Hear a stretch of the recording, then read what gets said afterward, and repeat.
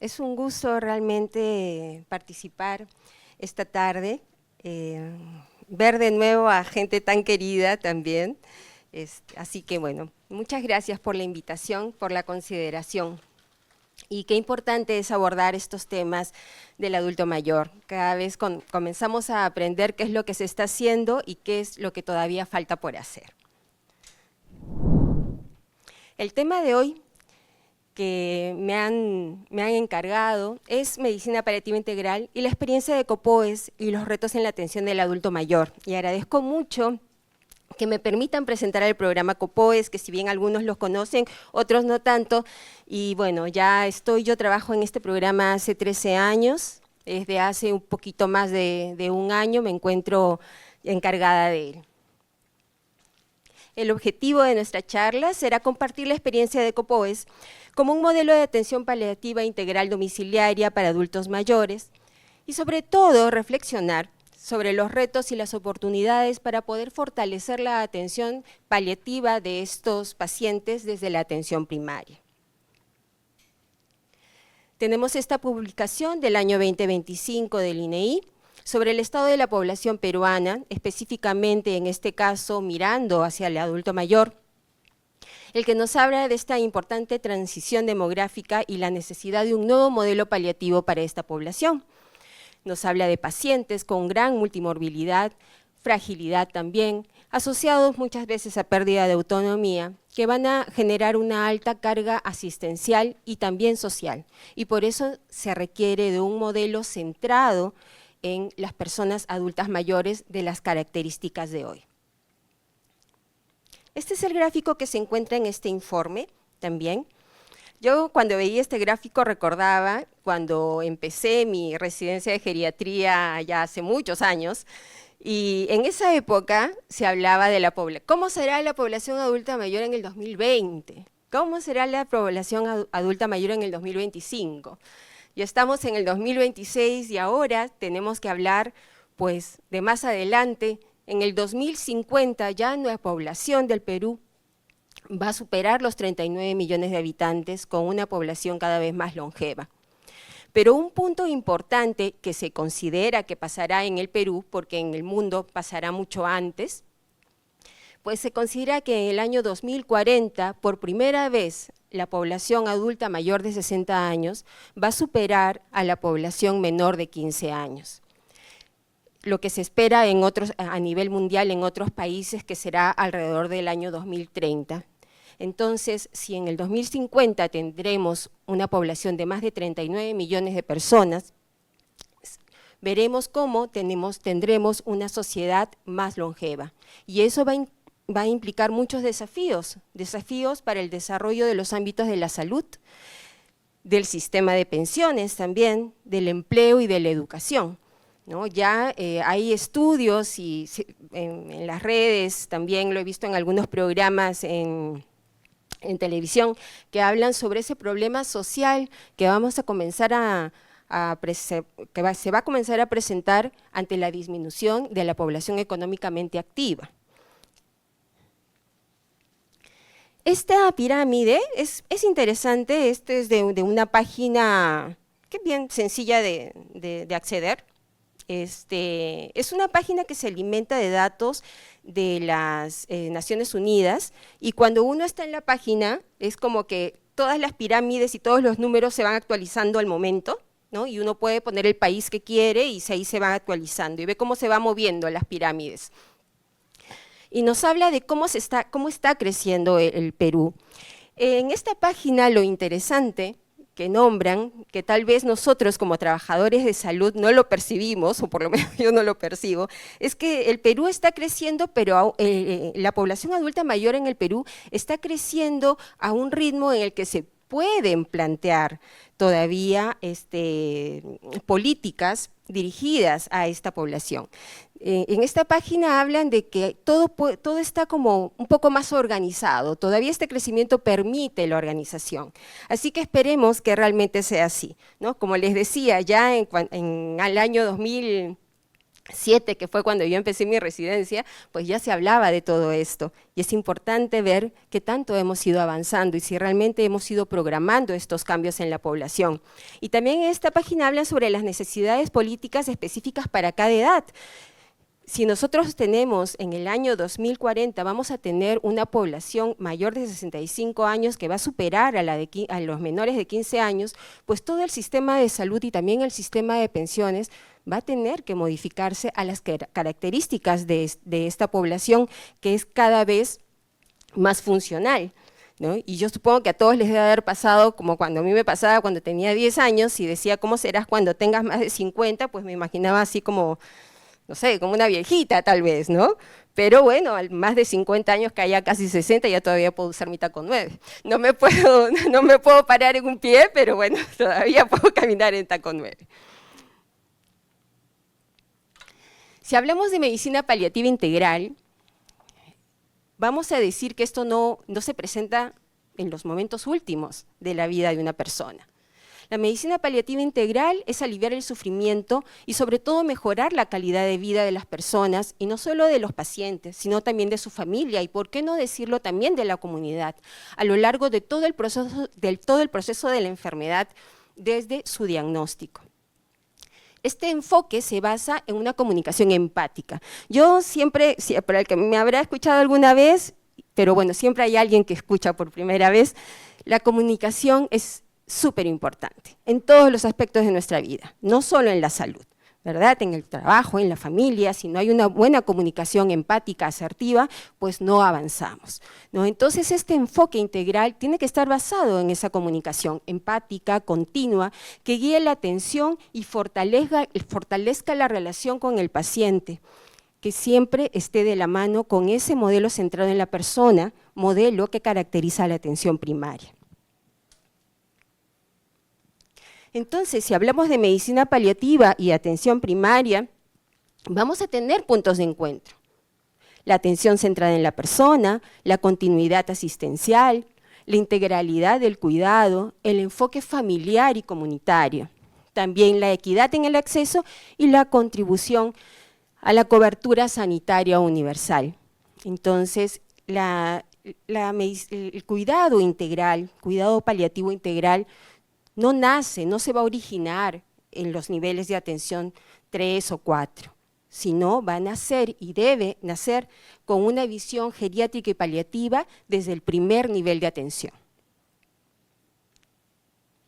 Y aquí tenemos un artículo muy interesante que nos habla de cómo un modelo de cuidado paliativo liderado desde la atención primaria mejoró notablemente esa visión paliativa en el adulto mayor, disminuyendo las hospitalizaciones, permitiendo que el paciente esté más tiempo en casa y definitivamente disminuyendo los costos para el sistema de salud.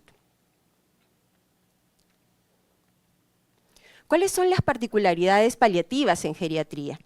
Bueno, el adulto mayor tiene la particularidad de que lo llaman adulto mayor, y eso tiene un impacto, no solo clínico, tiene un impacto social, un impacto psicológico en las personas. Las necesidades paliativas en el paciente adulto mayor no se van a limitar a enfermedades oncológicas, ¿no? Característica de enfermedades crónicas, y el cuidador va a convertirse en un eje central. Pero este cuidador también va a requerir acompañamiento, va a requerir orientación y comunicación constante para todos los desafíos que se van a presentar desde que se diagnostica la enfermedad. Y acá pongo esas dos fotos, ¿no? Porque digamos que son dos escenarios que podemos encontrar en un adulto mayor con necesidades paliativas. Podemos encontrar un adulto mayor que tiene un cuidador formal, que está capacitado y que tiene la fortaleza de poder cuidarlo. Pero también podemos encontrar un adulto mayor con necesidades paliativas que es cuidado por otro adulto mayor, ¿no? Ancianos cuidando ancianos.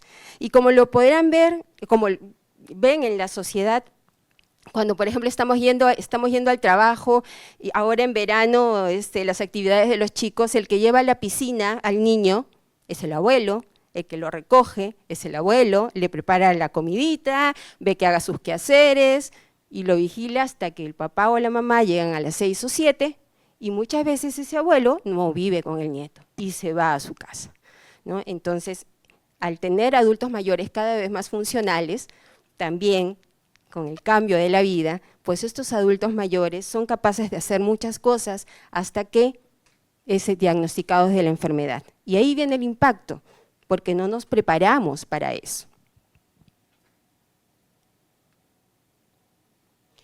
El adulto mayor va a presentar características diferenciales, ¿no?, que modifican la práctica de la medicina paliativa, desde la fragilidad que pueden presentar, las comorbilidades, los síndromes geriátricos, pacientes con distintas características, y no solo con problemas clínicos, sino también implicado en la vulnerabilidad psicosocial y también los valores individuales que requieren un enfoque integral y sobre todo adaptado a las necesidades de cada paciente.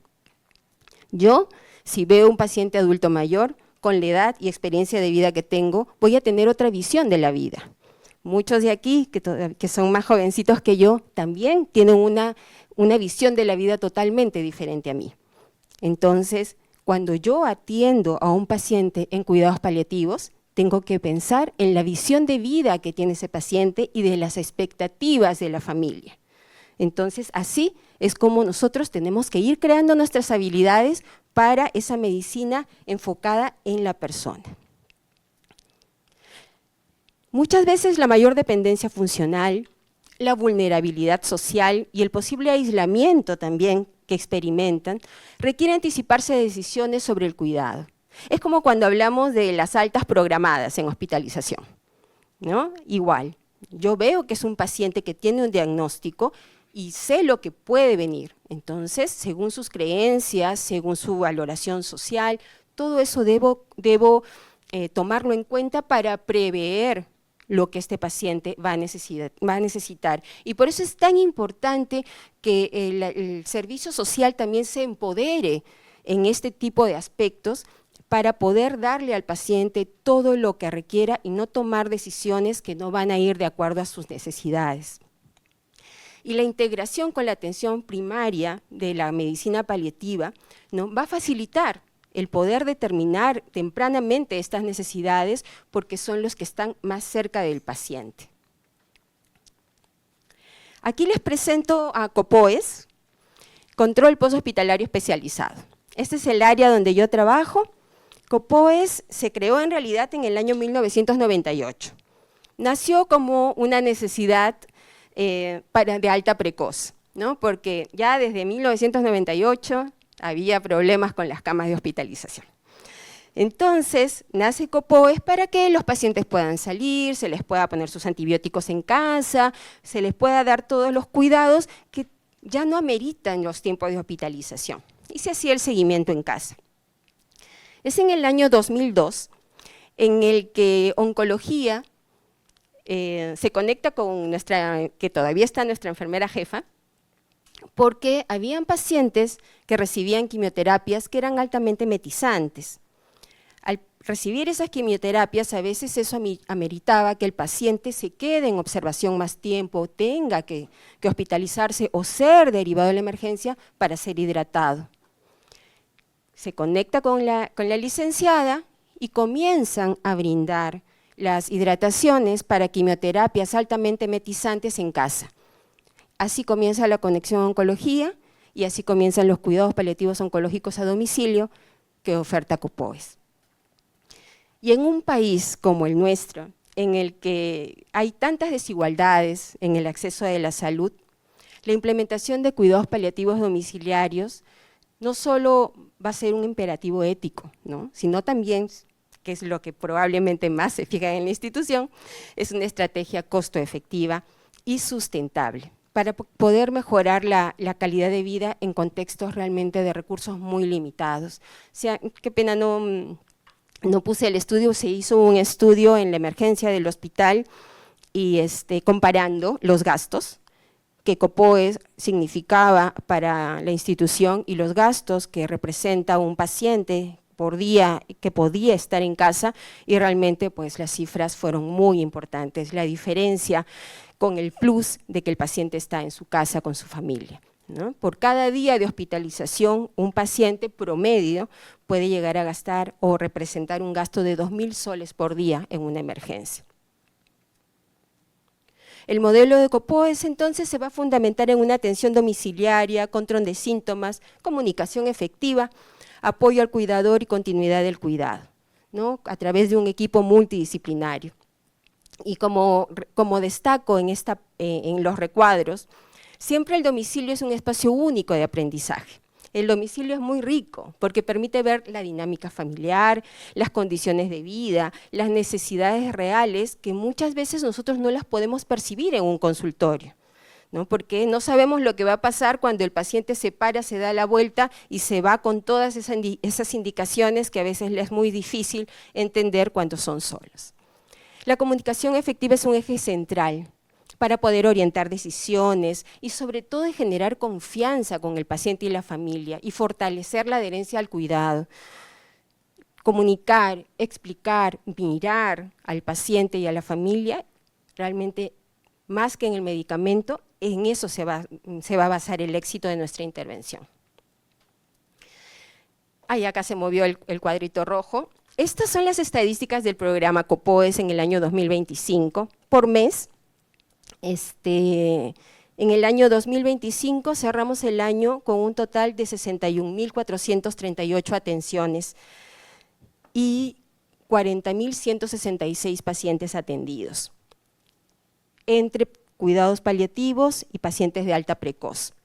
Y bueno, ya que tengo la oportunidad también, agradecer a muchos de los que están aquí porque contribuyen, ¿no?, al ser también residentes o residentes, especialistas ya, a que estas atenciones puedan darse con calidad.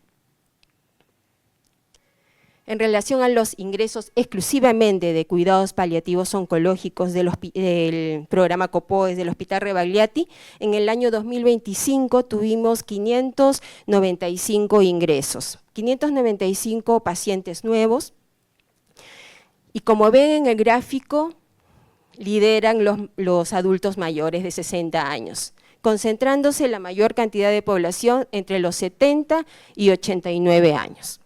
Y tenemos ahí solo uno, que lamentablemente tal vez si lo vemos no es significativo, pero tuvimos un ingreso de 102 años el año pasado, que lamentablemente ya falleció. Pero se sumó a los pacientes que ya tenemos dentro del programa, que hace poco se nos fue una pacientita de 105 años y en el mes de marzo tenemos un paciente que ya va a cumplir 101 años, que gracias a Dios está muy bien, tiene un diagnóstico de linfoma. Se decidió que solo se iba a manejar la sintomatología y estamos ahí con él, gracias a Dios. Y como, bueno, los mayores de 60 años también han representado en todos los pacientes nuevos del mes de enero más del 80%. ¿Qué es lo que hemos aprendido en COPOES? Que muchos pacientes son derivados de manera tardía, lamentablemente, ¿no? Lo que genera un sufrimiento muchas veces evitable. Aquí les pongo, por ejemplo, en el año 2024, los pacientes oncológicos que ingresaron para cuidados paliativos tenían una permanencia promedio en el programa de 23 días, lo cual nos llevó a la reflexión, junto con los oncólogos, porque un doctor de oncología decía, si yo estoy derivando a un paciente a un programa de cuidados paliativos y el paciente, el promedio de estancia es de 23 días, es porque hay algo que no estoy haciendo bien, ¿no? Yo como médico y el sistema de salud, ¿qué es lo que está pasando para que un paciente llegue a un programa de cuidados paliativos y prácticamente solo llegue para poder ser hidratado, sedado y fallezca, ¿no? Entonces, ¿qué pasó ahí? Hay que analizarlo. En el año 2025, bueno, tenemos un poquito más de esperanzas porque el promedio de permanencia en el programa es de 40 días, fue de 40 días. La atención domiciliaria, como les decía, permite conocer mejor el contexto del paciente y su familia y sobre todo resaltar la importancia del rol del cuidador. No todos los pacientes van a tener el soporte social que tenía esta paciente. Cuando íbamos a las visitas estaban los dos hijos, que como ven son mayores, porque la señora tenía más de 90 años, y la cuidadora, que era una cuidadora formal. Un gran apoyo para esa paciente. Estos hallazgos van a reforzar la necesidad de fortalecer la atención primaria con esa visión paliativa y geriátrica, ¿no? Para que se pueda dar el tratamiento y el manejo oportuno y proactivo. Vivimos realmente en una nueva realidad y por eso es que las estrategias de la atención primaria en los que nos pueden ayudar es en identificar tempranamente las necesidades paliativas de los pacientes, una comunicación continua, porque en el Hospital Rebagliati, por ejemplo, el Departamento de Medicina Física y Rehabilitación tiene una reunión mensual con los especialistas de los policlínicos a su cargo. Y creo que eso es muy importante porque ahí se pueden detectar muchas cosas y poder también superar muchas barreras, muchas veces la gran mayoría solo administrativas, ¿no? El apoyo al cuidador, coordinación con equipos especializados, el seguimiento y la continuidad que caracteriza la atención primaria. ¿Cuáles son los retos?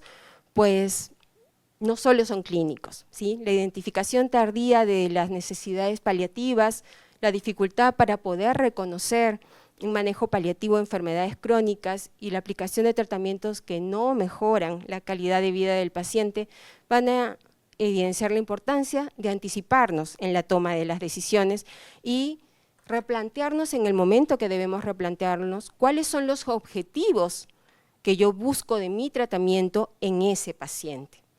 El desafío, como les pongo ahí, no es solo clínico ni tecnológico, ¿no? También es cultural y comunicativo y sobre todo ético también. En la atención del adulto mayor es frecuente la fragmentación del cuidado, ¿no? Es como que todo el mundo lo ve, cada uno da su tratamiento y al final el cuidador y el familiar no saben qué hacer. No es como que, bueno, el doctor me dijo esto, me agregó esto, ya no le doy tal cosa, ¿no? La falta de seguimiento, de continuidad van a generar en realidad decisiones que son aisladas, ¿no? No lo ven en conjunto. Y ahí se refleja las dificultades, ¿no? De la ausencia de recursos especializados, de la necesidad de fortalecer los procesos básicos desde la atención primaria. La mirada no tiene que ser en la emergencia de un hospital de la mayor complejidad, sino qué es lo que está pasando en la atención primaria, ¿no? Estos son los artículos que nos hablan de la importancia de la integración de la atención primaria en la visión geriátrica y de cuidados paliativos, ¿no? Enfatiza el rol de los médicos de atención primaria para poder dar una continuidad en los cuidados del adulto mayor y aquí también sobre la importancia del enfoque multidisciplinario, pero también partiendo de la atención primaria. Y en este artículo, aquí es donde se refleja un poco más y se nombra varias veces lo de la fragmentación del cuidado, ¿no? Y la necesidad de que estemos un poco mejor integrados con una mejor comunicación desde la atención primaria, ahora que tenemos el ESI que nombraba el doctor Salomé, que podemos ver todo lo que pasa con el paciente y por dónde pasa, bueno, que nos ayude también eso a fortalecer el sistema de atención paliativa y del adulto mayor. Nosotros ahora vivimos en una nueva etapa, ¿no? Hay una paciente que vi hace más o menos 15 días en consultorio y le decía, yo siempre me acuerdo de usted cuando doy una charla o a veces cuando estoy con algunos colegas, porque esta paciente llega al consultorio con su hija y me dice, doctora, yo le pregunto en qué puedo ayudarla, por qué ha ido a visitarme, porque era la primera vez que iba, y me dice, doctora, yo tengo neuropatía. Entonces le dije ya como antecedente, ¿cuándo fue diagnosticada su neuropatía? ¿Qué toma para la neuropatía? Si es que le han indicado algo, no, yo no tomo nada, pero sé que tengo neuropatía. Y la hija interviene y le dice, mamá, ¿por qué no le explicas a la doctora quién te dijo que tienes neuropatía? Y la paciente le dice, el doctor dice que yo tengo neuropatía. Y la hija vuelve a intervenir y le dice, mamá, dile a la doctora, ¿qué doctor te dijo que tienes neuropatía? Y la paciente me dijo, increíble lo que van a escuchar, me dijo, bueno, yo sé que tengo neuropatía porque el doctor del TikTok dijo que todo lo que yo tengo es porque tengo neuropatía.